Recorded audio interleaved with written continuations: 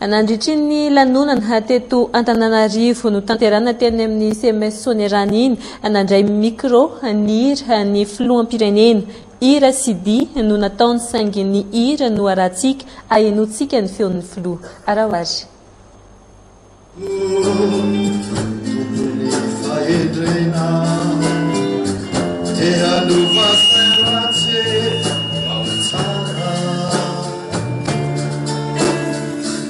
Fale mantera na revolutionera la rinatronere madrite guardani ande mangia